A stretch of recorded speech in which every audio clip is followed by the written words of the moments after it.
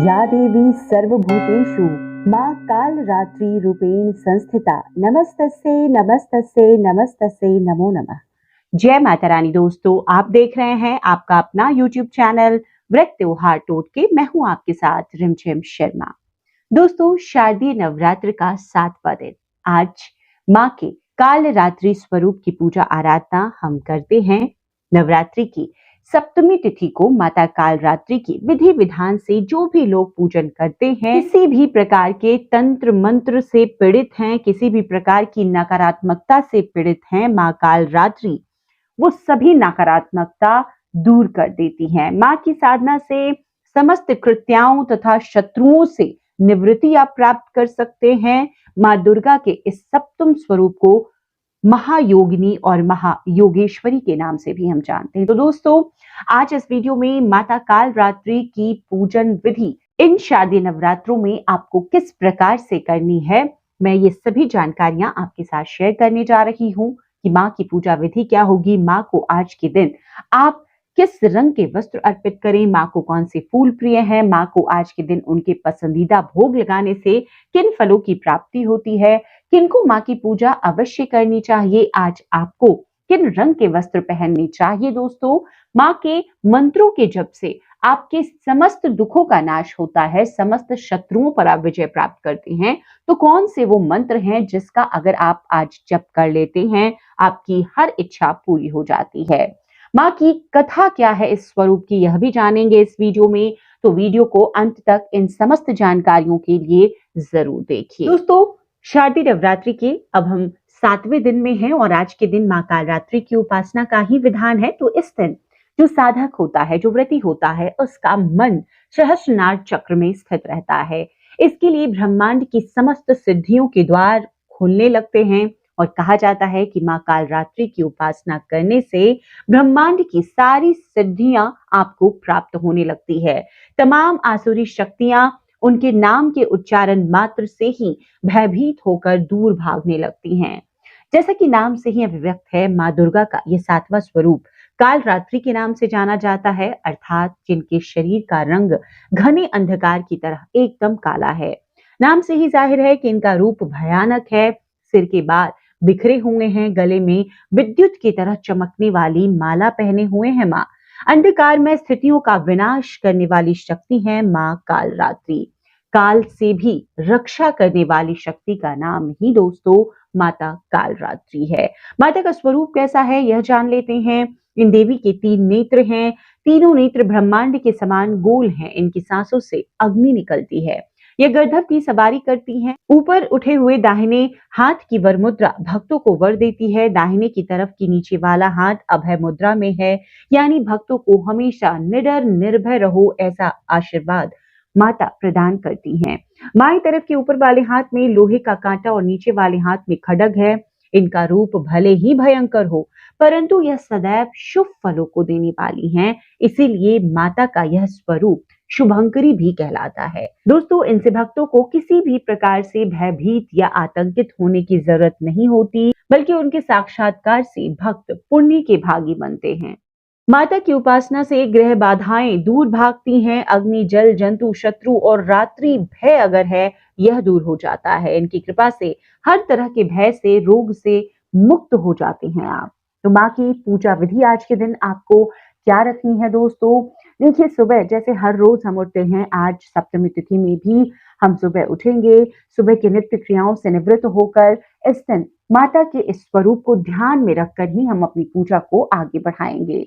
तो दोस्तों, आज के दिन अगर माता को वस्त्र आप देना चाहते हैं तो लाल रंग के वस्त्र माता को प्रदान करें। माँ को यह रंग बहुत प्रिय है।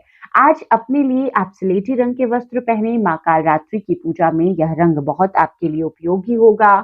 दोस्तों, आज माता को फूलों में आपको रात रानी के फूल अर्पित करने चाहिए। माता को रात रानी के फूल अर्पित कर आपकी जो भी मनोकामना है, वह इच्छा माता के सम्मुख आप रखते हैं, माँ आपकी इच्छा वो जरूर पूर्ण करती है।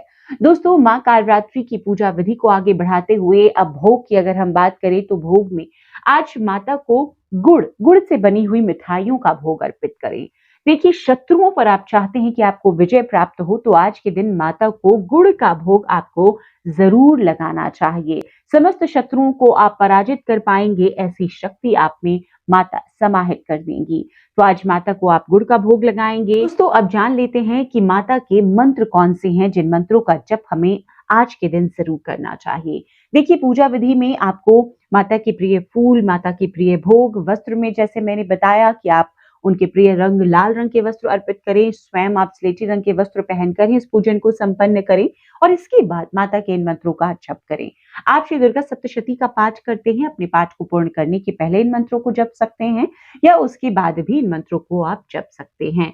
मंत्रों को जपने में एक चीज आप जरूर ध्यान रखें कि कम से कम एक माला, कोई भी मंत्र आप लेते हैं, एक माला मतलब कि 108 बार मंत्रों का जप आपको जरूर करना चाहिए।